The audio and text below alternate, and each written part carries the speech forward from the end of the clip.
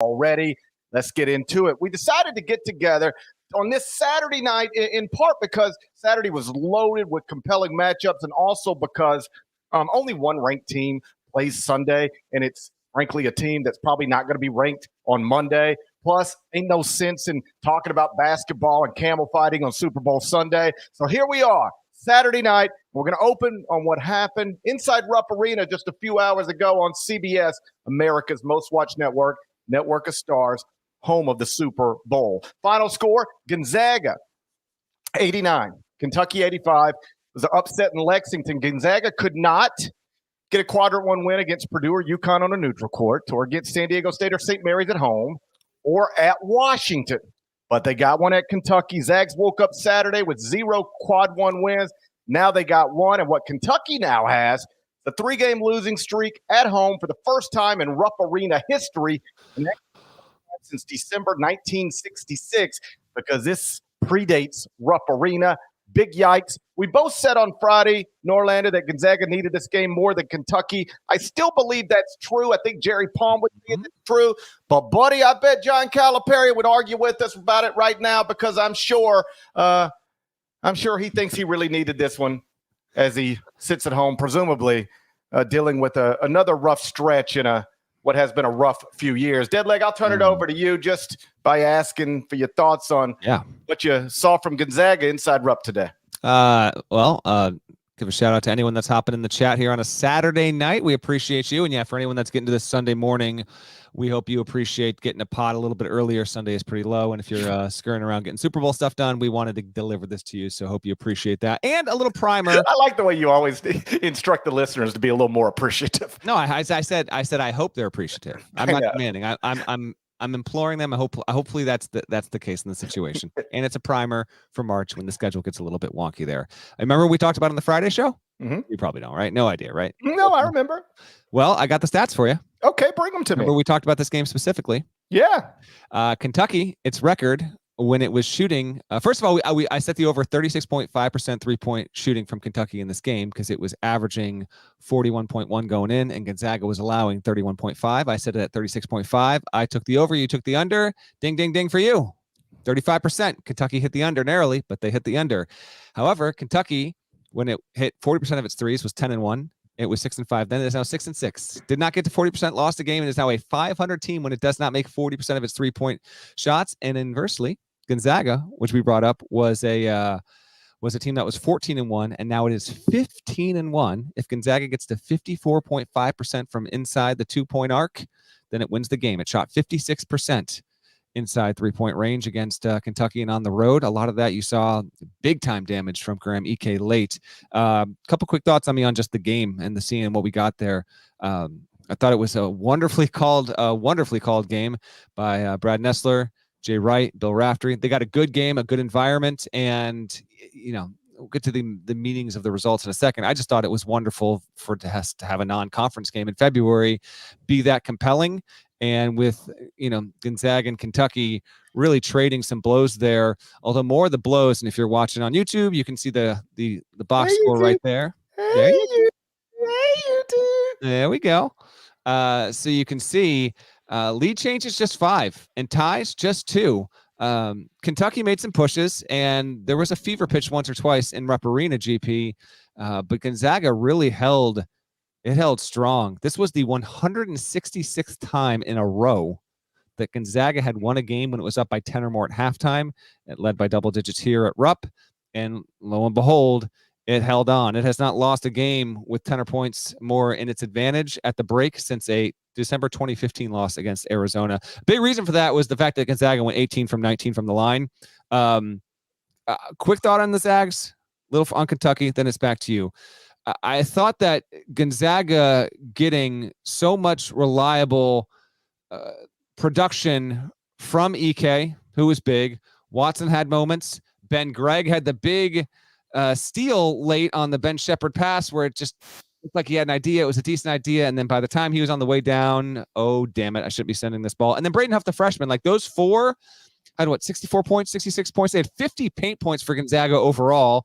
And Rafter even said it on the telecast, like a lot of this is inexperience versus some veteran play. But then again, like Huff's a new guy, and it's not like Ben Gregg's been getting huge minutes the past few years. So I don't know if it was all that, but mighty impressed by Mark Few's team to not get rattled in that moment. Now, as for the Kentucky side and actually how they played this all out, Dillingham barely got on the floor in the second half. Calipari said after the game that he was going with what he felt was the right unit.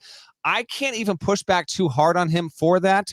But when a loss is the result instead of a win, and Dillingham is as capable as anyone, maybe outside of Shepherd or just as much as Shepherd, who had all of his 21 points in the second half, it does look a little bit suspect there that he wasn't able to get on the floor and be more of a contributor there. But, Fierro had 15, and he was a big contributor, GP. Antonio Reeves had 17, was 6 of 13 from the field. He did well. We saw what Shepherd was able to do there.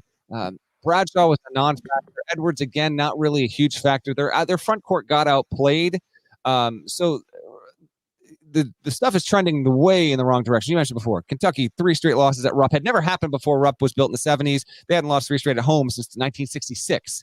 So you can speak to the trends there. But in terms of the actual gameplay and how it played out, I tend to give just a little bit more in Gonzaga's column than deflecting from Kentucky, because I thought Gonzaga would get overtaken here, and it didn't. It just seemed to have enough. Hickman made good plays in a tight spot on the road. EK fouled out with 43 seconds to go. That did not doom Gonzaga. Impressive first quad one when Gonzaga still has so much more work to do. To step into that environment, Rupp Arena was so starving for a meaningful win, and instead they take yet another L. Fast and compelling game as far as I'm concerned. Why we're starting the show with the GP, just the most meaningful result and the best watch of the day. A lot of stuff here. I mean, a lot of stuff to get to. I do want to talk about the Dillingham thing. I get it, I guess, except what I don't get is not playing your best players. I don't understand not playing your best players. I mean, this guy's a projected top 5 pick by some people, and he's just over there on your bench. 18 minutes in the game and only 4 minutes in the second half. Took 0 shots in the second half. 6 points in 18 minutes. That's the Dillingham stat line. I just don't think Rob Dillingham should ever be playing 18 minutes in a basketball game. Like, period. Yeah, I think you got Kentucky fans just screaming along in agreement. But keep in mind, this is the same dude, and I say this respectfully. He's a Naismith Memorial Hall of Famer. John Calipari's better at what he does than most people are at what they do. But this is the same dude who played Devin Booker 19 minutes in a Final Four game against Wisconsin. Bo Ryan, by the way, he had 3 pros on that team too. And they played 37 minutes, and 34 minutes. And Devin Booker played 19. And now today, Rob Dillingham plays 18. I just don't understand. You know what Rob Dillingham's going to be? You ready for this? Prediction. He's going to be Devin Booker? No, he's going to be the next Kentucky guard who gets into the NBA and he scores 35 one night. And you're like, man, this guy's an amazing NBA scorer. I wonder why he didn't do that consistently at Kentucky. And it will likely be because they didn't just let him go. Oh, here's one for you. Yeah. CBS Sports Classic. I went back and looked this up because Dillingham was good in that one, right? Kyle Tucker from The Athletic covers Kentucky very well. This is what he tweeted after the game as the preview of his column. These are Kyle Tucker's words. John Calipari let his wildly entertaining young guard rock. That's Dillingham. Kentucky's star freshman delivered on the big stage, and Rob Dillingham dapped up John Wall in game. Calipari's second act starting to look a lot like his first, and it sure is fun. That was December 16th. It sure was fun because he was letting Rob Dillingham cook, and they had just beaten North Carolina on a neutral court. Less than 2 months later, he's not letting his entertaining young guard rock. Dillingham, again, only played 4 minutes in the second half against Gonzaga, took 0 shots, and now Kentucky's 2-4 and it's past 6. I just think that's a mistake. And I know that somebody on that staff will say, GP, but man, he just doesn't guard anybody. Okay, well, no, you don't guard anybody. And by the way, this is not a rationalization coaches use to not play elite level scorers at any other level of basketball. Do you know how many awesome scorers there are in the NBA who guard nobody? Yeah. I mean, they guard nobody. John Morant guards nobody. All right. And you remember a few years ago when the Grizzlies were good without John Morant, it'd be like, John Morant's out. And the Grizzlies have a better record without John Morant than with him. You know what that was? because John Morant would go out, Tyus Jones would come in, and the defense would go from average to elite. So even without John Morant, you would have had an elite defense, and you could still win games. But you know what happened the second John Morant was healthy? They said, okay, we're going to be bad defensively again, but we're going to have that guy on the court. That is the way NBA coaches approach elite level scorers and shot creators and shot makers who maybe can't do well on the defensive end of the court. And so often in college basketball, I see coaches so hesitant to just, as Cal Tucker tweeted back in December, let their young guys rock. Just let them go. And maybe they're going to get more than they give up, probably. I'll die saying Rob Dillingham should never just play 18 minutes in a college basketball game. Don't die. Don't die for that cause. Don't die for the. No. No. You know what? No, it's time. No, it's not. I got to stand for something. I got to stand for something. This is not what it needs to be. This is not. This will not be what you die for. No, you will not die for this man. Just let me stop here for a second. Just push back or don't. But what do you make of that?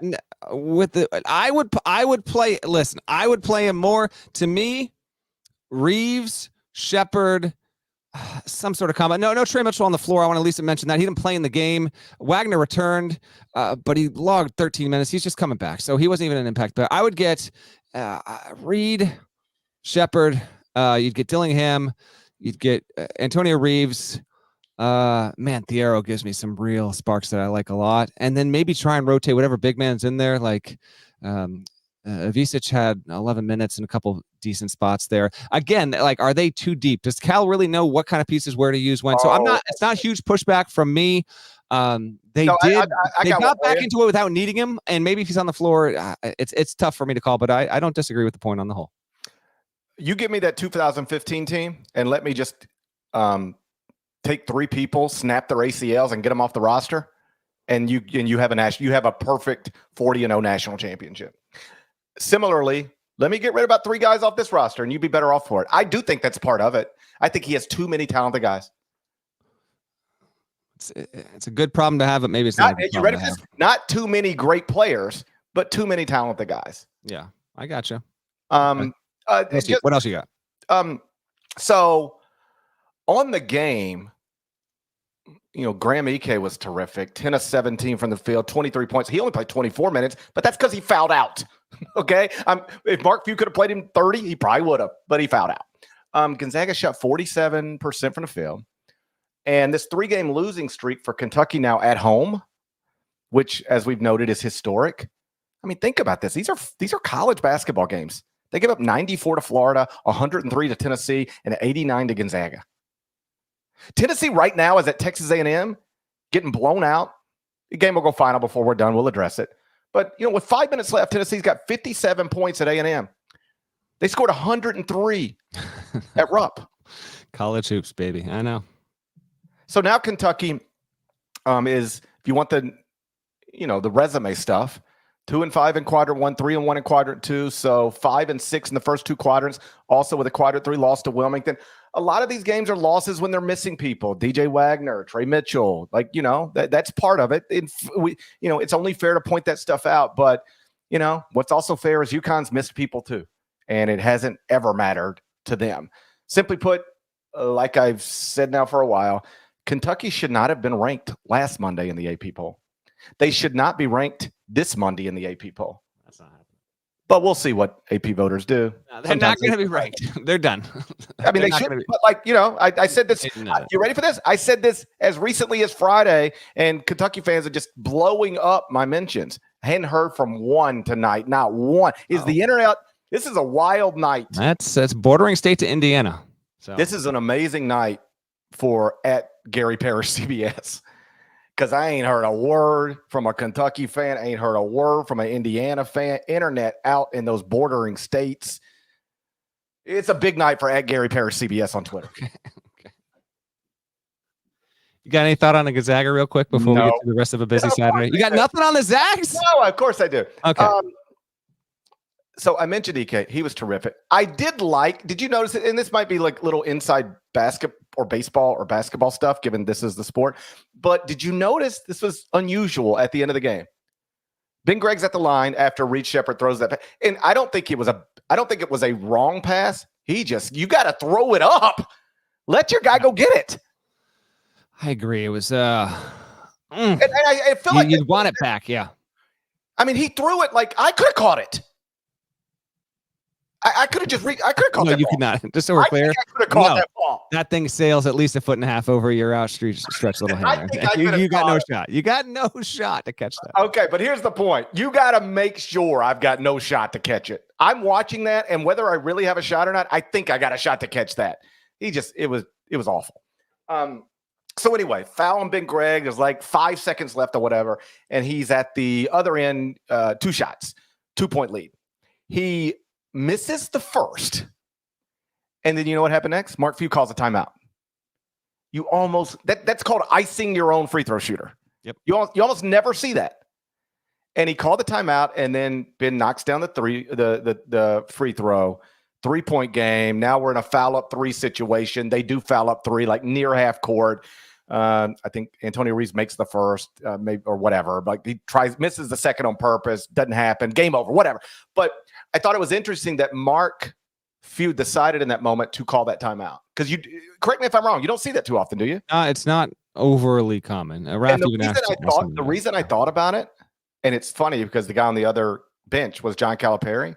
John Calipari has said that he wishes he would have done this to Darius Washington when Darius Washington missed those famous free throws. He said after he missed the second one, and it's down, now we're down to one more shot. Make it, we're going to overtime, miss it, and we're going to the NIT.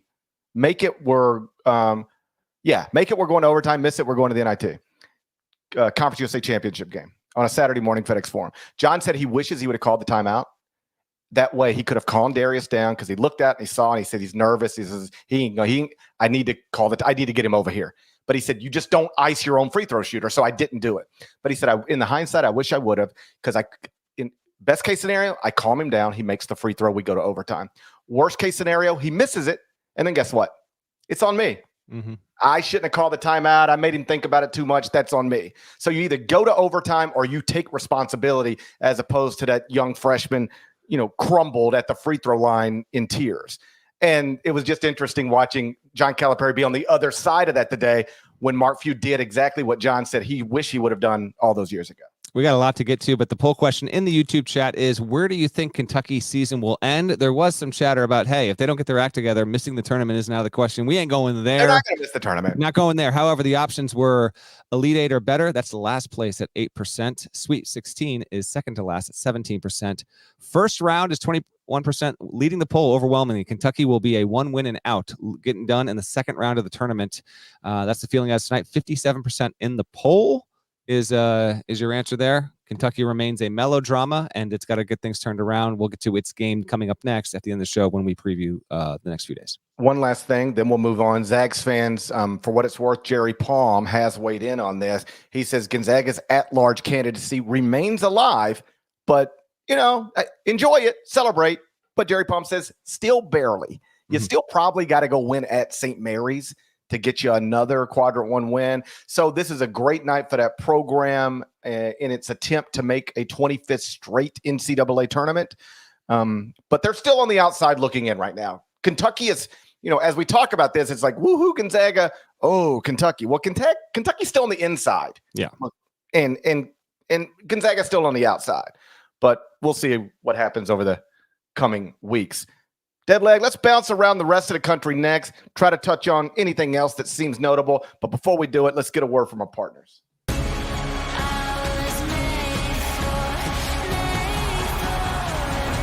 UEFA Europa League knockout stage on CBS Sports Network and streaming live on Paramount+. You were made for this. All right, Norlander, take us around the rest of the country and tell us about the other notable developments from the weekend. And if you don't mind, can we start Kansas 64, Baylor 61? Yeah. Because that's a big result in the Big 12. Jayhawks didn't have Kevin McCullough, who is arguably their best player this season. Won it anyway. So yeah. Future Naismith Memorial Hall of Famer Scott Drew is now 1-16 all-time at Allen Fieldhouse. And that's not meant as a joke. That's meant to highlight just how incredible Allen Fieldhouse is. You can lose 15 out of 16 times there and still be a Naismith Memorial Hall of Famer. That's what Scott Drew's going to do. Yeah, and Baylor, yeah, almost got this one. It was 62-57 with 3:59 to go. DeJuan Harris went out with an ankle, which in the moment seemed like it might be taking him out the rest of the game. Now he got back in. He had a floater with about 90 seconds to go that made it 64-59, and that wound up being a crucial bucket because it was the winning margin. Kansas won 64-61, and Baylor had Kansas missed some freebies and missed some shots down that stretch there, where Baylor ran a nice action to get Jaden Nunn wide open. Although Nick Timberlake and Billis, and good job by Billis, because, frankly, a color guy in that moment should be calling out what's happening. He's like, Nick Timberlake doesn't. I'm paraphrasing. Billis did not say this. He's like, Nick Timberlake is lost, should be nowhere near. He is going help defender, but that doesn't go in. And then Jacoby Walter gets a look, like they didn't foul up three. He gets a clean look top of the key as time expires. They don't hit it. Kansas is 30-1 in its last 31 Big 12 home affairs. Meantime, Baylor fans, I know you know this, but to everyone else that is not keyed in on this, 7 of the 10 Big 12 games Baylor's played this season have been decided by 6 points or fewer, and all of their losses, all 4 of them, have been 4 points or fewer by margin there. It was a hell of an effort from Baylor, considering they tied a season high with 21 turnovers. Like, you get 21 turnovers in that building, and you've got the ball in your hands with a chance to send it to overtime. Almost never happens in that building there. Good job out of DeJuan Harris, and KJ Adams had a good game. McCullough had said on game day earlier in the day that he didn't think he was going to play. And when he said that, I almost wondered if it was gamesmanship, because the way he said it, I was like, that sounds like he thinks he's not going to play. But I was like, would he really go on national television and tell Baylor, 6 hours before they tipped this game, that he's not going to play? Well, that wound up being the case there. And without him, they had to rely on Timberlake a little bit more. And he had actually some good moments there. Late, it was a little suspect there, but KU gets the win. It'll, I don't know where it'll be in the polls. Frankly, I don't care. I mean, they lost at K-State. They win at home against Baylor. If they move, they don't, whatever. That's just a nice home win. Creates a little bit of separation in the Big 12 standings there. Baylor was hoping to steal one. It couldn't quite do it. Any quick thoughts from you on what happened in Allen Fieldhouse? I just go back to, you've got Jaden Nunn with about 9 seconds to go. Wide open three. And yes. This dude is a 41% three-point shooter, career 39% three-point shooter. And that's all. I'd love to see what his numbers are on, and I should have looked this up, but uncontested threes, because that's what this was. It was largely an uncontested three. You live with that every day. And he just missed it. And you saw his teammates go to him, and they're like, hey, we'll live with that. Hey, if we had to do it again, we'd take that shot again. He just missed it. And that's the type of thing that happens in Allen Fieldhouse. It's hard to win there. And we were reminded throughout the day, and we'll get to it's just hard to win on the road. We'll get to it later. There'll be an example to cite. But even good teams, when they go on the road, it's all over the place. Yeah. It's easy to get caught. Specifically in the Big 12, just 2 games to note. Houston almost got caught, and then it didn't get caught. It won at Cincinnati, got it done. I thought Cincinnati would have been in the field temporarily if it had gotten a win there. It did not. It has lost 10 in a row, I believe, now to Houston. Cincinnati has, and it is 1-23, I believe, in its last 24 games against top 5 teams. The Bearcats are tough one. Like Baylor, they've actually lost a ton of close ones there. Credit to Houston for getting it done, eking out a win. If you're Cincinnati, like those kind of games, you have them. That might be the difference. Might be the difference between getting into the tournament and being in the NIT. Credit to Iowa State, though. 71-59, not a road win, home win. If you had to lose at home, I believe, they smothered TCU GP. Iowa State's 18-5 now, sitting atop the Big 12 table with 3 losses at 7-3, tied atop the table. But you know what? I think Iowa State's knocking on the door of 2-seed material right now, Parrish. They were being, in some circles of the internet, some corners of the internet, but also circles. Circles and corners. Here we go. There's a lot of circles, a lot of corners on the internet. Sure. And porn, a lot of porn. Let's keep it moving. But Saturday night, not Saturday night. If I tell a lie, point it out. Okay. People were calling Iowa State possible computer trickers. Early in the season. Yeah. Early in the season, it was like, I don't know who have they really beaten. Well, now they beat just about everybody they play, and they're tied in the loss column atop the Big 12 standings with Houston. Houston's 8-3, Iowa State's 7-3, Kansas is 7-4, and then Baylor, Texas Tech are both 6-4. But yeah, let me see where I had them in the top 25 this morning, and I had them at 11th in the top 25 this morning. They'll be in the top 10 tomorrow morning. I got to send this. This is unrelated. I'm just getting, every time a damn coach runs on the floor, I get tagged, and I'm sending to you this, Nada. When we get to Tennessee A&M, this is outrageous. Oh, let me get, okay. This is outrageous from Buzz. I was going to say, I'm just seeing it. If it has to be Buzz or Rick, it's so clearly Buzz. Oh, it's Buzz, Nada. I'm sending this to you for when we talk about this. Is outrageous. All right, when we get there later in the show, because the damn game's not even over yet. Thank God we didn't wait for this thing to wrap up, because I've got HQ later. That's incredible. Okay, keep it going. Michigan State. Get to home with GP. You are insurmountable. Okay, I am getting roasted in the Final 4-1. I had Illinois covering, and you know what? Damn well, Illinois looked like it should have been covering. But credit to MSU coming off a season low 56 points against Minnesota and a loss. They dropped 90 at Breslin. Breslin looked just a tremendous environment. Fans came big time. I thought it was just a melt from Illinois, though. It really was. I mean, no field goals in like the final 6+ minutes. Outscored 26-12 down the stretch. Credit to Hogard. He had 23. Had really one of the best games of this season so far for him. 22 for Malik Hall. Also had one of his best games of the season.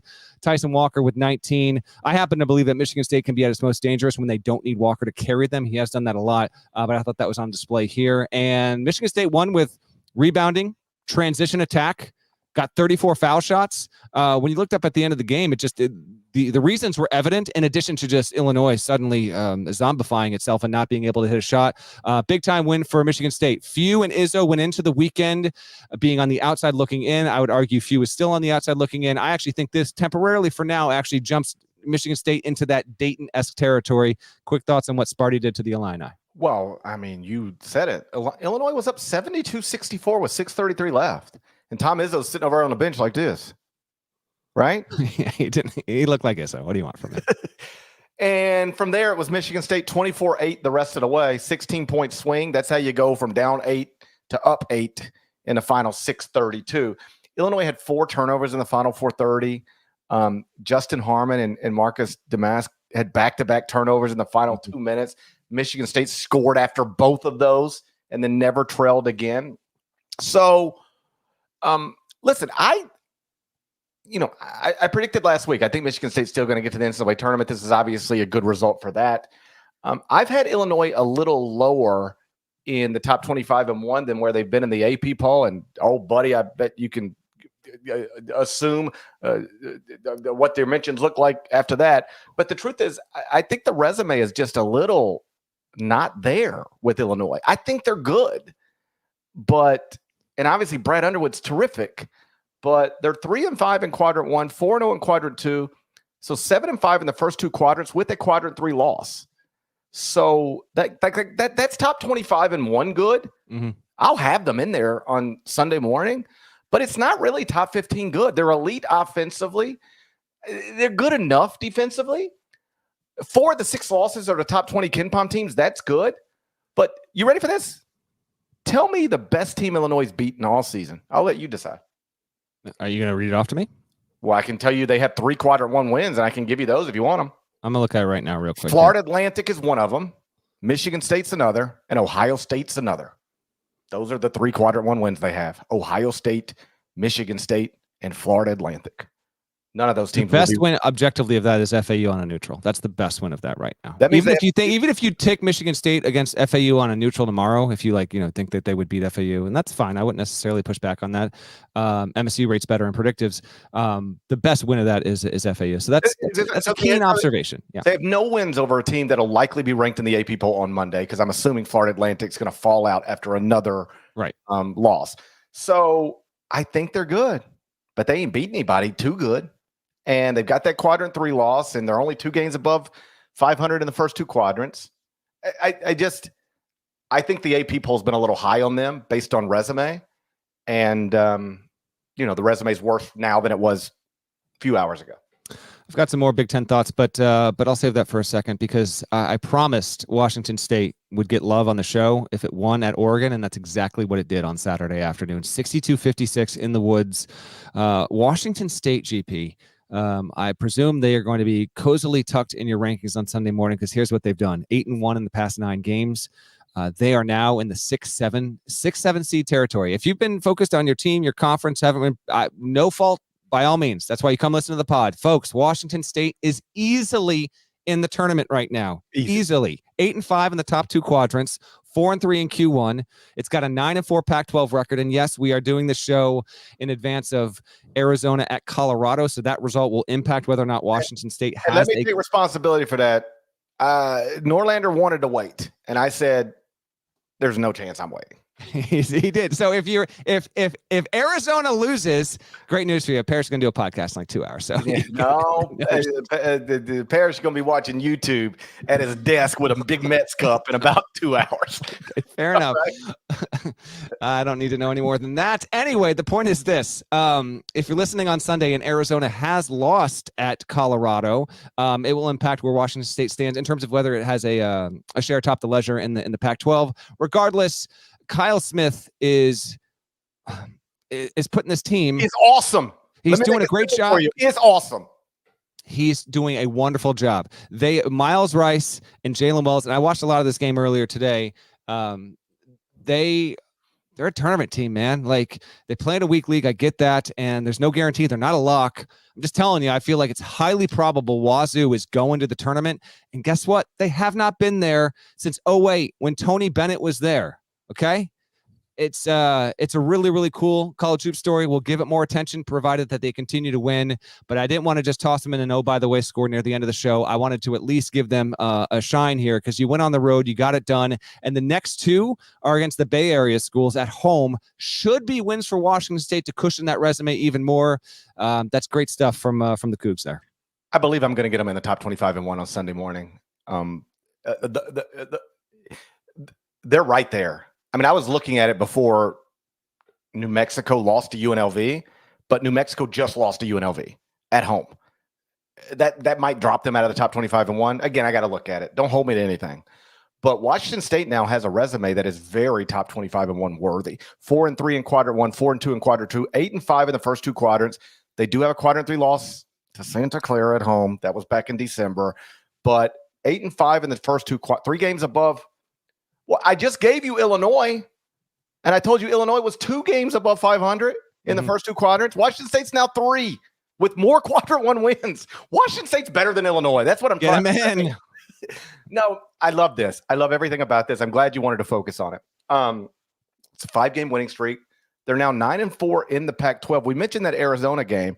If Arizona were to lose, Arizona's 9-3 right now playing at Colorado.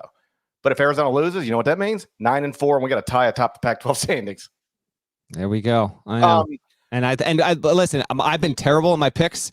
I think Arizona's losing at Colorado. I think Colorado's after this. Long after, if you're listening to the pod, could be way off. Okay. I think Colorado's winning that game, man. And I think they got a big moment ahead of them. I'm geared up to watch that because that's a tremendous matchup. Okay, so this is what I love about these types of moments. And it's why I'm a big believer that rankings matter. I get really frustrated when people say they don't, because rankings provide a reason for people to look at you. And when they look at you, they might see some stuff. A little bit like this. You ever known somebody, maybe you worked with them or you went to school with, whatever, they're your neighbor, and you kind of know them, you know they exist, but you don't talk, you ain't never asked them about anything. You ain't never really looked at them because ain't no reason to. But then for whatever reason, you're like, hey, so where'd you grow up? So what's going on with you? How many kids you got? What you will find out about just about anybody is that if you take the time to take an interest in them, there's some interesting stuff there. Like, everybody's got a story. And so, I've been doing radio in Seattle weekly during college basketball season for years now with Ian Furness, who does radio and television in Seattle. And he's a Washington State grad. And he is always like, he loves Washington State, loves them, right? And everyone, like, when I go on in Seattle, we're talking about mostly Gonzaga and Pac-12. And every once in a while, he'll be like, and my Cougs are what, and I'm as politely as I can say it. I'm like, yeah, that's not really on our radar. that's not really the time. I don't even got the Pac-12 network. It's not really on our radar. But now they're on our radar, undeniably. Like, I've been texting with Ian all night. He's fired up. He's trying to drag his wife to LA to go to UCLA game. He's fired up. All right. And so you start looking at it, right? All right. Like, how is this happening? What's going on? First and foremost, it's Kyle. He's great. He's really good. Because what we know about Washington State is you better be Tony Bennett if you want to get them to the NCAA tournament, or Kelvin Sampson, or George Raveling. Literally the only three coaches be like a Hall of Fame level guy. That's what it takes. Exactly, crazy. That's what it takes. Yeah. All right. So here's Kyle Smith. So he deserves the biggest amount of credit. He's the one doing this.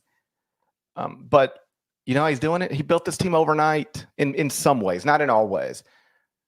Top 3 scorers are all playing for the Cougars for the first time.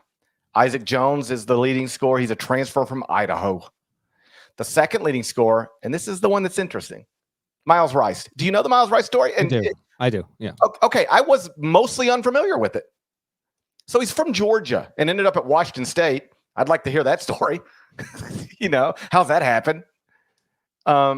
He played grassroots for the Atlanta Celtics, graduated high school in 2021, and then redshirted. And then he was diagnosed with Hodgkin's lymphoma and took a medical redshirt last season as he was like quite literally doing chemo treatments. Yep.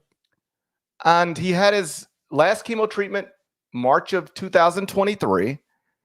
And now, you ready for this? I know he's like a third-year freshman, if that makes sense. Mm-hmm. He's been this is his third year out of high school. If he'd have just played in college like a normal person, he'd be a junior. But he's technically a freshman, and he's one of the most productive freshmen in the country. He's averaging more than 15 points per game. He got 21 at Oregon. And then the third leading scorer beyond him is Jalen Wells, who transferred from Sonoma State. So something I've said consistently for the past couple of years, this is the latest example. I don't care who you are, and I don't care where you are. If you're good and you have the resources, you can build a team in the portal. There is a good team in the portal waiting for you every year. You can have nothing and turn it into a good, literally 0 players, and turn it into a good team if you know what you're doing and you have the resources to do it. Lamont Paris has done it at South Carolina, and now Kyle Smith has clearly done it at Washington State too. Ray points out in the chat, this is incredible. Kyle Smith is in his 14th season. Previous 13, he has never coached in the NCAA tournament. I don't believe that. Well, I don't know. So, there we go. Let's just say we don't believe that. I'm going to choose to believe it, and I just got updated in Slack. Apparently, this is why I love doing a Saturday night show. Stanford is apparently up 40-14 on USC right now. What in the damn hell? Let's keep it going. Go to the SEC. It's gone final. I think the game took more than 2.5 hours. I'm not joking either. Texas A&M won 85-69. That's another top 10 team losing on the road to an unranked opponent. And I guess the game first, then we'll show for anyone watching in live time or after the fact, we'll show this buzz clip. But this is why I picked this game. This result is why I picked A&M to win the damn league in the preseason. Now I'm way off on that. A&M's now fighting a big win for a bubble team. That's a huge Q1 win for them, obviously. Tennessee having what I think. I mean, I watched most of it till we hopped on the show. I mean, maybe outside of the Carolina game, I guess it's worst defensive performance of the year. Kentucky got some points on the road as well, but I don't know. This was an oddity. Dalton connected 22 there. Radford went for 27 in this game, and it was an impressive win from A&M. He's got the box score up here if you're watching. Just 37% from the field for the Vols. This is probably, we waited to get to it this deep into the show because it finished so late. This is probably the second noisiest result of the day when you consider what Tennessee is, its ranking, and the fact that this was not even close. Yeah, they were down. They were getting killed the whole time. It was a nothing burger from the start, and just a weird, Paris, just a weird one. Real quick, one more for me, and then take it away, and then we'll show the video. It's just it's not the worst thing in the world. It's not the end of the world. Nothing like that. But if you want to believe that Tennessee is going to have Final Four credentials, I just don't want to see games like this. I understand a loss. If you told me it was 81-77, I get it. This was a weird stinker from Tennessee that I didn't think they'd have on the ledger the rest of the way. Again, this is the point I was trying to make earlier, is that I don't think let me put it this way. I do think that it is meaningful that so many top 10 teams are losing to unranked teams on the road. because Texas A&M is exactly like the other unranked teams on the road we've talked about. Mhm. They're not ranked, but they're good, and they'll get you. And I think I've actually I've looked at it from every angle I can think of to look at it to try to find some sensible explanation for why this is happening at a historically unprecedented level. And this being top 10 teams losing on the road to unranked teams, you highlighted it and put it on all of our radars in the court report a few weeks ago. I think where I'm settling at on GPY, like pretend you're in a radio interview and somebody says, I saw Norlander's court report. This is happening at an unprecedented level. Why? I think this would be my simple answer. You tell me what you think of it. The top 10 teams outside of UConn, Purdue, and maybe Houston are all suspect.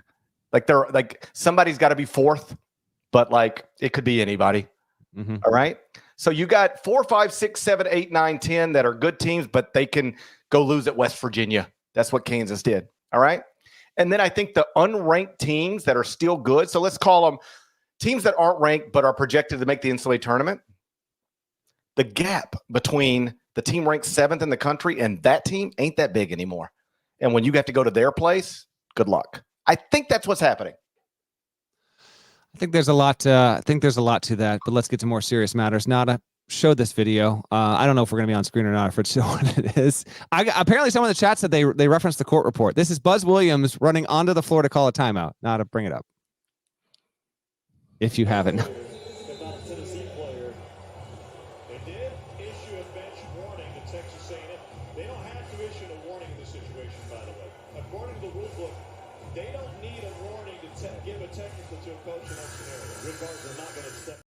Okay. I mean, that's outrageous. Okay. I love Buzz. I love Buzz. Audience, that you can't do that. For the podcast audience, if you have not found, Buzz Williams looks like he is someone who was kidnapped, has been escaped, and is seeing a car drive down the middle of the road and is begging for someone to come pick him up. That was the most outrageous. It's like Buzz Williams was with somebody who got shot at midcourt, and he's out there get an ambulance over here. What are we doing? Get an ambulance over here. There's a gunshot wound. I know Tom Hart was on the call. He's a podcast listener. Tom, if you gave it a shout, I genuinely appreciate if you naming the story reporting my name. But that is I guess maybe technically it was a dead ball in the situation. Dude is on the middle of the He's in the circle. It's like he is more in position to jump ball than he is to coach.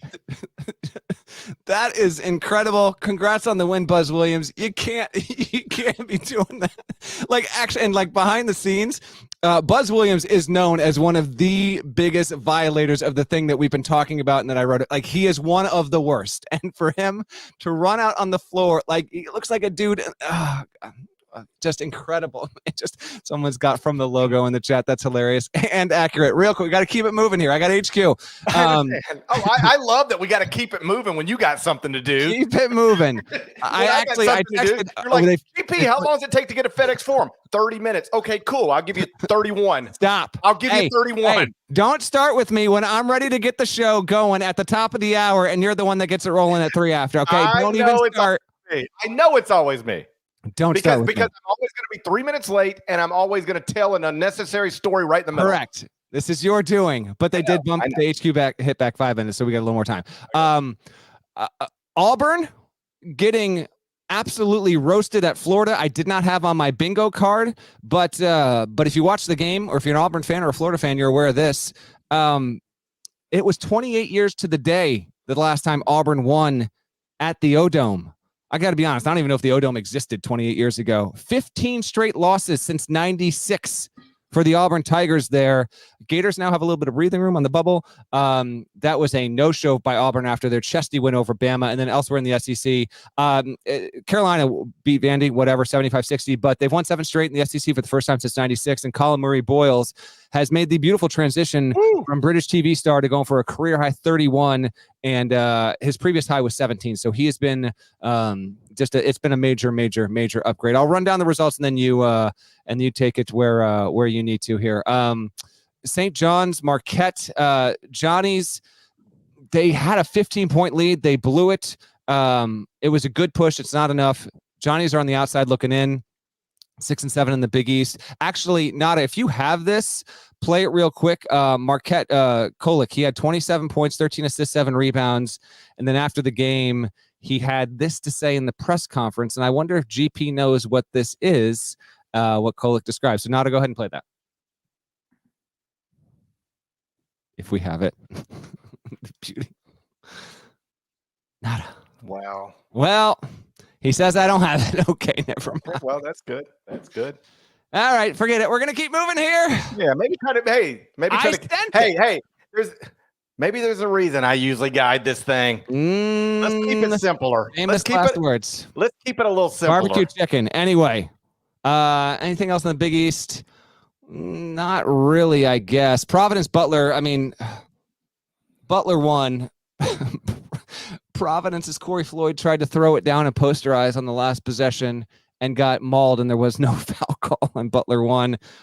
Congrats on Butler getting the win. And I don't have any thoughts on the Big East other than Tyler. I mean, yeah, I have thoughts on Tyler Kolick. He was awesome. 11 and 17, 27 points, 13 assists, 7 rebounds. Oh, let me ask you this. Yeah, go ahead. This is going to be one of those things where I'm detouring into a thing we didn't need to, but it's just I actually want your opinion. I had to submit an NBA mock draft a couple days ago. I have Tyler Kolick in the first round. Is Tyler Kolick an NBA point guard? I think so. I remember asking this to scouts. Was it 2 years ago? Maybe maybe it was last year. Was it last year? Maybe. And remember them being like, no chance. Not like just like will he be drafted? Not that's the first round. And 2 different scouts said no shot. Yeah. You know who else they said that about? Fred VanVleet. Yeah. There are point guards that come through college and you ready for this? They win awards, they control games, they're awesome. And you say, yeah, but he ain't big enough, fast enough, athletic enough, quick enough, and you don't take him. And that's how Fred VanVleet goes undrafted and becomes an all-star. It's also how Jalen Brunson goes in the second round. Yeah.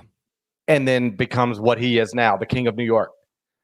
I'm not predicting Tyler Kolick's going to be any of those things. I'm just saying people overlook Jalen Brunson because they focused too much on what they thought he couldn't do and just ignored what he did, which is win 2 national championships and a National Player of the Year.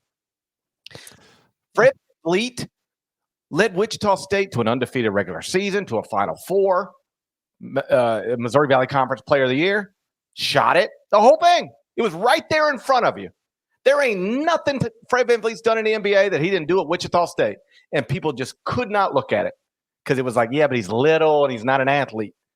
I just think Tyler Kolick's the next one of those. You're going to look up and go, man, if we'd have just focused on what he was, which is tough, and he's a shot maker, and he's a brilliant in pick and rolls, and he can really pass it. The 3-point percentages are where you want him to be.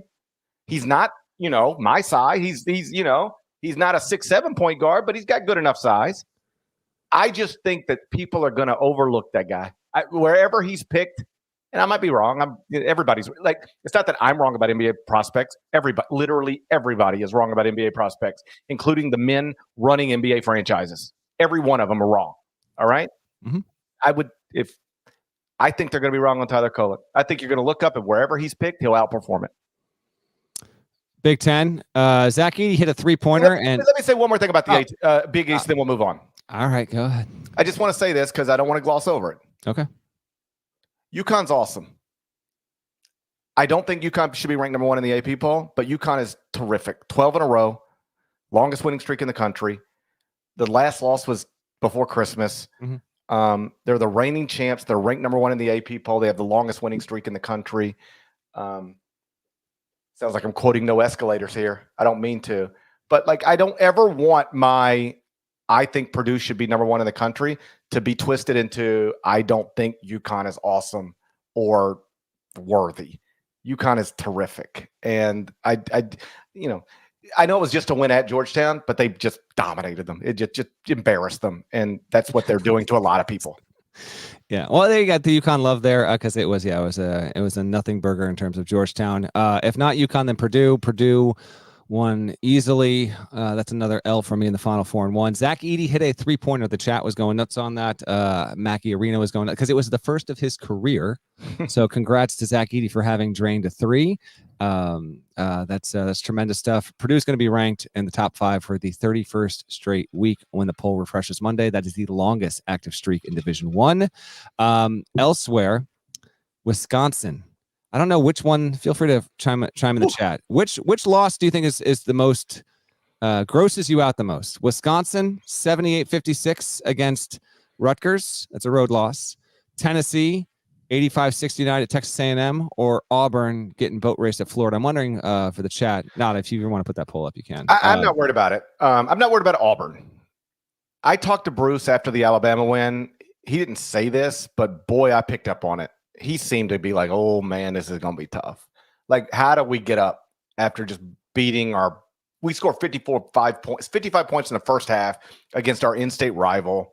We're tied for first in the SEC, and now we got to go to Florida. Florida's not ranked, but exact same thing. Not ranked, but good enough to beat you. Florida's the classic, not ranked, but projected NCAA tournament team, and now you got to go play them on the road. I don't think Bruce thought he was going to get smacked around like that, but I could tell he was really worried about this one. I'm not worried about Auburn. You ready for this? Right now, South Carolina and Alabama are tied for first in the SEC standings. And South Carolina, you know what they got next? Wednesday at Auburn. It's a good one. I would assume it's a great one. I would assume Auburn bounces back.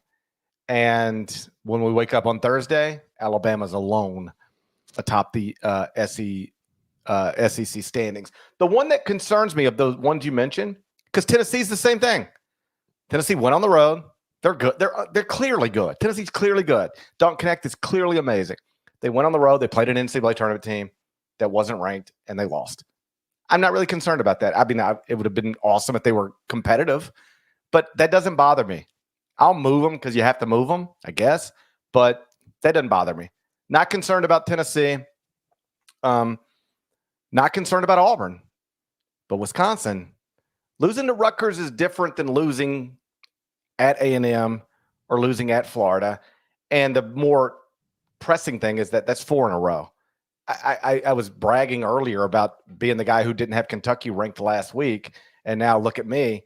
Well, I'm also the guy who had Wisconsin in the top 5, like recently, and a lot of people were saying, well, yo, man, what are you doing? The body of work has still been good, but they're not playing well anymore. They've now lost 4 straight. Now, if you want some good, 3 of the 4 losses are on the road, and the 4th is at home to Purdue. So, like, all right, this might be schedule-induced as much as anything else.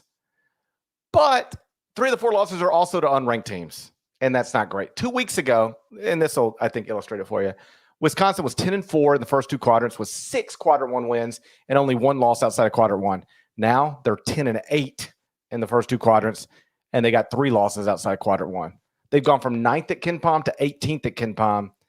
They're headed the wrong direction. I won't get them completely out of the top 25-1, but they're way closer to the bottom than they are the top, and that wasn't true, recently. Expect some good regression to the mean for Wisconsin. It's 13 of 59. That's 22% from 3-point range in its past 3 games. That's going to improve. But in addition to the issues it's had, the 3-point shooting and being just atrocious is bad. That is a 4-game swoon. We have the full chart of what these terms mean. I'm going to save that for the Wednesday show because we're now up against it. But that is coming on Wednesday. One loss through 7 straight losses. I'll have it for you. Keep it moving here. Clemson wins at Syracuse 77-68. They're 16-7.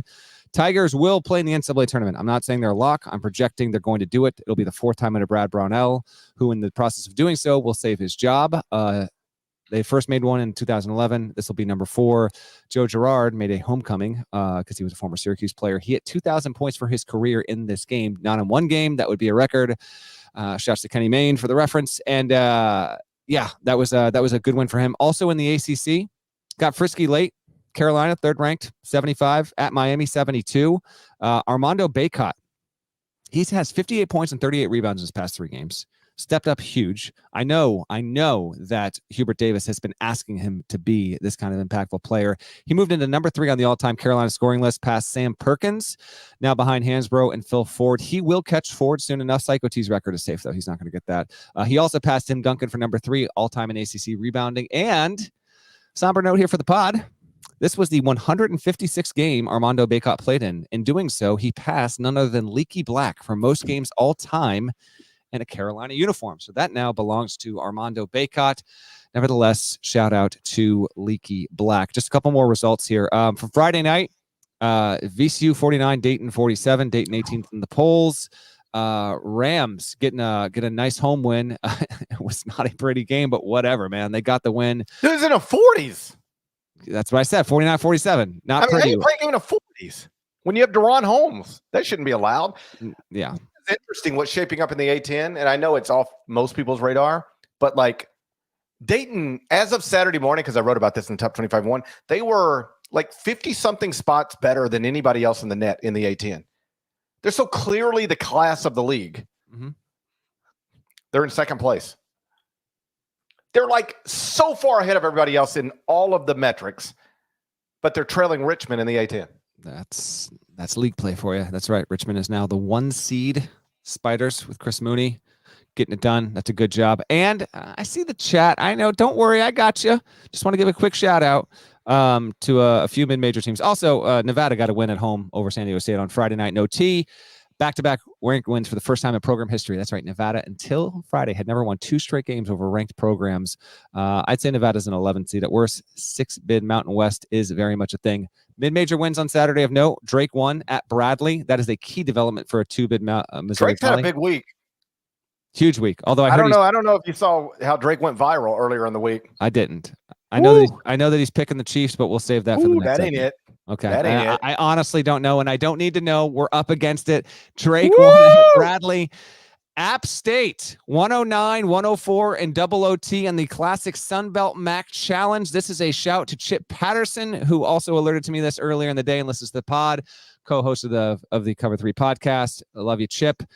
We'll see you back on this show, obviously, in March as usual. App State is 20-5 atop the Sunbelt. It's its best Sunbelt start ever. Best start in league play, period, since 99-2000.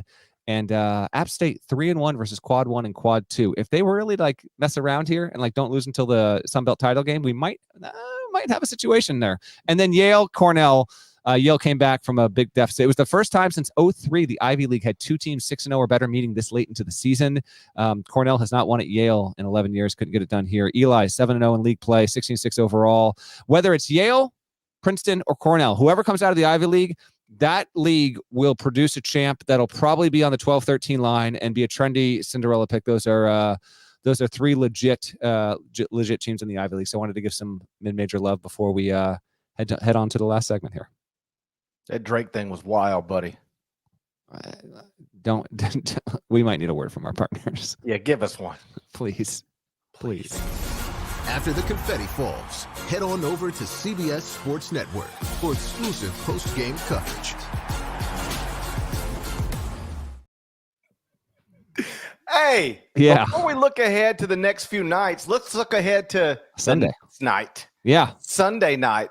I don't know if you heard. I have.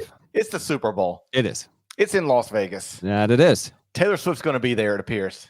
I believe like thousands upon thousands of people were watching her flight data in real time as it flew across. You know what I get she's landed. frustrated by? I keep seeing tweets from media outlets, and I know the game. You're just trying to get clicks. I get it. But it's like, will Taylor Swift make it to the Super Bowl? I think she's on the ground. We decided this shit like 2 weeks ago. It's a 13-hour flight. She'll be back in the States. She's already back in the United States tonight.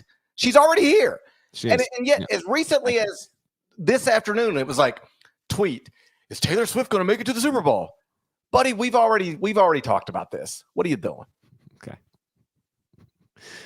Let's pick the game as we always do. I think this line has moved, by the way. You said it was 1.5. I'm pretty sure on Friday it was San Francisco minus 2.5. Well, yeah, that would suggest that it's moved. Okay. Over under 47.5. I got your MVP odds in order as well, by the way. Mahomes plus 150, Purdy plus 210, McCaffrey plus 450, Kelsey plus 1,400, and then Debo and Pacheco each plus 2,500. So let's go reverse. Who are you taking to win Super Bowl MVP? Patrick Mahomes. So that tells you he's going to pick Chiefs to win. I will also say Patrick Mahomes. Okay. Not proud of it, but I'm just trying to give you the most accurate projection of what I think is going to happen there. So we both got the Chiefs winning. All right, let me tell you why I think we're wrong. Okay. And this is the thing. I'm not a good gambler because I root with my heart. I gamble on things I want to happen, Mhm. and nothing I ever want in life happens. Nothing. So It's it's a very disappointing existence. not true. It's a very disappointing existence. All right. So here's my issue. Everybody thinks Patrick Mahomes is unbelievable, and everybody thinks Brock Purdy's not. The 49ers have struggled in the playoffs. The Chiefs have gone to Buffalo and won, Baltimore and won. Every time I turn on TV, it's like, who's this Jay Wright thinks going to win the Super Bowl? He's like, I'll take Patrick Mahomes. Everybody's taking Patrick Mahomes, the Chiefs. And the betting markets seem to be saying, keep bringing us your Kansas City money. We appreciate it. Yeah. Every person in the world keeps saying, I can't believe Patrick Mahomes is an underdog. It's like getting Michael Jordan as an underdog. And the betting markets are like, yeah, keep it coming. You realize they could have made Patrick Mahomes a 1-point favorite if they wanted to. They decide that it's algorithms, and then they can adjust it however they want. But they keep begging all of us idiots to take Kansas City because we love Taylor Swift, because we love Travis Kelce, because we think Patrick Mahomes is Michael Jordan. And that's not a good sign. I think Patrick Mahomes is Patrick Mahomes. Here's the thing. I'm still going to do it. Yeah, I'm going to bet everything I own on the 49ers. Well, don't do that. Yeah, I don't even think that's allowed. So I'm clearly not going to do that. I'm clearly not going to do that. But if I were allowed to do it, I might.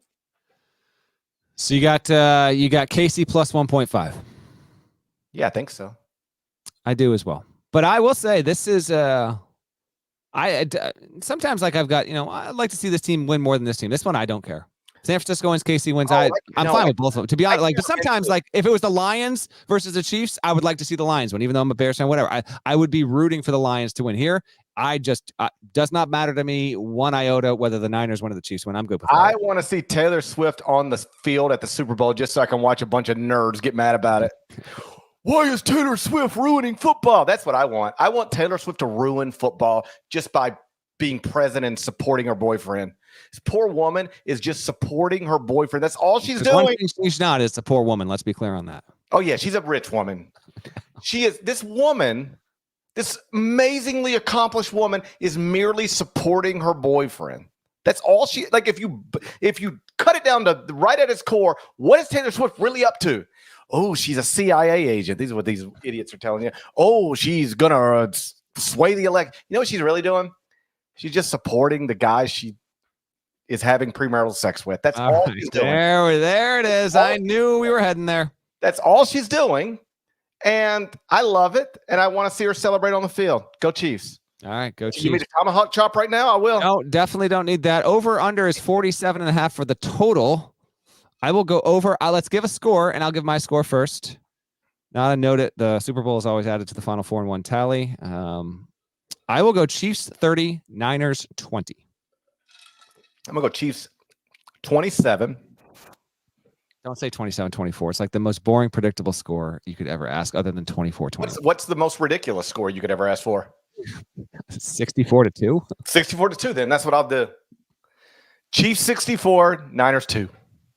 You asked. I gave you an answer. Okay, well, then fine. I'm down. 64-2, Chiefs. Right, last Super Bowl question, and then we'll do the games to watch, and then I got to go hop on HQ. What's the watching situation? Anyone coming over? Just fam? What are we doing here? No, we have a couple of friends coming. Small. I apologize to anybody who didn't get an invitation, but really, you have to get an invitation to my house for Super Bowl. You have to have kids that are around my kid's age, and you have to be friends with my wife because she's in charge. Because I have nothing to do with it. I'm too busy ranking basketball teams. So I say, hey, what are we doing? And she says, oh yeah, so and so's coming over. I say, awesome, sounds fun. So we'll, I'm looking forward. I'm looking for. Like, you ready for this? Yeah. As soon as we get done with this, I'm gonna do the top 25 and 1. I'm gonna send that to Marcus Nelson. Mm-hmm. And then I don't. And then tomorrow, I have nothing to do. And I know that sounds like a normal thing, but there are never days where I have nothing to do. Never. Aren't you happy we did the podcast on a Saturday night? I wasn't all day long. I was hating this all day long. I am glad we did it on a Saturday night as we're wrapping it up. But all day long, I was like, I can't believe we're doing this tonight. And now look at you. Now look at us. Who would have thought? Not me. Actually, me. I knew you'd be happy about this. What are we looking forward to on Sunday, Monday, and Tuesday. Well, Sunday, let's just not even worry about that. FAU at Wichita State, and we got like Nova Seton Hall. Now let's go to Monday. Yeah. Sunday's what it is. Monday, Wake Forest at Duke. That's actually pretty good. Wake Forest. Hunter Salas had a huge day. That is a tremendous matchup. Wake Forest, Steve Forbes, noisy one. If I can't promise it, but if Wake Forest wins at Duke, that might be the even 2 days later lead the show on Wednesday kind of deal right there if they can do it. Yeah, they've won 3 straight. Forbes, he's got you ready for this? You want his next 2? At Duke, at Virginia. And you just know when he saw that schedule. Oh, I know. You know what he did. You know what he said. I know what he did. But that's a big one. And you mentioned Hunter Salas. Please just tell me to shut up if we're really up against Shut up. We got to keep going. I have to be on HQ. I'll be quick. Save it for if they win. They're not going to win. Okay, so stop for a second. If you ever go on TV and say that transfers are just running from adversity, I want you to then look at Hunter Salas. He was at Gonzaga for 2 years and it just didn't happen. He's been unlocked at Wake Forest. Sometimes you're not running from adversity. You're running towards success for a better situation. Obviously, Gonzaga's fine. You saw what they did today. But Hunter Salas, I promise you somebody watched him run from Gonzaga and said, oh, he's running from – this is everything that's wrong with the transfer portal. And now he's leading a possible NCAA tournament team and playing at an extremely high level. That should be applauded, not criticized. What else we got? Let me look. Kansas at Texas Tech. That's pretty good. We'll see if Kansas can avoid what happened a week ago. Win at home on Saturday, lose on the road on a Monday night. We'll see. See if Kevin McCullough's available. See if he's available. Wait on that as well. Texas Tuesday's Tech won on great. Saturday. We got a triple header on CBS Sports Network. I'll be in studio all night. There we go. Looking forward to getting back. Sure my family is too. St. John's at Providence on CBS Sports Network. Colorado State at San Diego State on CBS Sports Network. New Mexico at Nevada on CBS Sports Network. That's 3 good games. It's a great Tuesday night slate on CBS Sports That's Network. a really good triple header. Beyond that, on other places. St. John's Providence, man. That's an urgent game. All right. Really good. Marquette at Butler. Carolina at Syracuse. Iowa State at Cincinnati. Be careful there. That's exactly Iowa State's about to move in the top 10. Be careful. It would be understandable if they got picked off by the Bearcats, though. Top 10 team on the road against an unranked team. You might as well just mark it as a loss right now. It's obvious. My apologies in advance to TJ, but that you're up against it. Yeah. Pitt at Virginia. How'd that sneak in there? What? Pitt at I don't Virginia? know. It's okay. Keep going. I mean, I don't know. It sounded good. Keep going. It sounded good. Ohio State at Wisconsin. Hey, Ohio State got to win. How'd that sneak in there? Ohio State at Wisconsin. They're like in 13th place in the league. But Wisconsin needs a win bad. And that's true. They need to avoid going from a swoon to a. Hey, you can pick the games next time. You will find out what comes after a swoon. If what's 5 in a row, you'll find out on the Wednesday show. By the way, what else do you got? Oklahoma at Baylor. Is that okay? Oklahoma narrowly dodged a home loss against Oklahoma State, but keep an eye. That's certainly possible. And you ready for this one? I am. Ole Miss at Kentucky. What if Chris Beer goes into Rupp Arena? I know. Do we have to start with Kentucky if it loses? Do we have to start another show with a Kentucky loss? I almost feel like we shouldn't, out of respect for our audience, not to wear them down. St. John's Providence. I'll go on the winner of that CBS Sports Network. In all seriousness, Ole Miss winning at Kentucky would be the biggest story in the sport on Tuesday night because Kentucky would have lost 4 straight games at home in a row for the first time. It would genuinely would be. It would. I know. Yeah, it would be the biggest story. Yeah, I agree with you. There is nothing I could say about Kentucky on Wednesday morning that I didn't say about Kentucky tonight. We'll address the game no matter what, but it would be the noisiest story and maybe misses the lead or something like that. But yeah, we genuinely try and avoid same team, same topic 2 shows in a row. But we'll see how that breaks down there. Is that everything we need to know? I feel like it. All right. At the very least, it's everything I know. All right. I don't know anything else. You're gonna pick the album I have behind me on HQ. Hold on. I can't see. Oh. Okay. So I bring them up in rotation. No, I just meant generally speaking, I can't see. You can't see? All right, you pick it. I got Incubus. All right, make yourself. It's a random collection. Okay. Didn't Buddy kill himself? Huh? No. Incubus didn't kill himself? No, unless I'm really not. Jethro Tull, Aqualung. No. Out? Yeah, stop. Hall & Oates, Abandoned Luncheonette. I like Hall & Oates, but they fight too much. Get them out. They don't even talk to each other anymore. I got one more. I got Jimi Hendrix, Valleys of Neptune, deep cut. I like Jimi Hendrix. All right, Jimi Hendrix it is. There we go. I'm Hey, about you to. know what I heard? Yeah, this I'm not even kidding. You have 1 minute, and then I'm leaving the show, and you're doing the shouts by yourself. So go ahead. I have to be on television. My little son had a baseball practice this morning, indoor facility, and they had music playing in there, and Led Zeppelin came on. It's sort of from the same Jimi Hendrix era type thing. Yes, they were of the same music era. That's correct. It sounded good. Yeah, I hadn't listened to Zeppelin in a long time, but it sounded good. I was playing some Zeppelin on the drums You know earlier. what song came on? Bring it on home. Bring it on home. Bring it on home. You remember that? Can you name the album? God love you, baby. Love some other man too. I feel like that's a trick question. Was that not on an album? Correct. Live cut. Oh no, I think it might have been on 2 as well. I It think might have been on 2. I think it's on 2, but it was more known for its live cut. I got to go put on a shirt and tie. I got to go too. Well, you have to do the shouts. So I'm literally closing out. Thank you, everyone, for joining on a Saturday night. GP's going to do the shouts without me. This is rare, but I have to go. Love you, buddy. Talk to you later. I might just do another 40 minutes. Bye-bye. Shouts to Devin Downey. Shouts to Chester, South Carolina. Shouts to Terry Mefantigo. He's a legend. Shouts to Huck. Shouts to Larnell. Shouts to Jimi Hendrix and Led Zeppelin. If you're not subscribed to the Iron College Basketball Podcast, please do that. Spotify and Apple. There's more of us than there are of them. That needs to be reflected in the comments. And we will talk to you again on Wednesday morning. Till then, take care.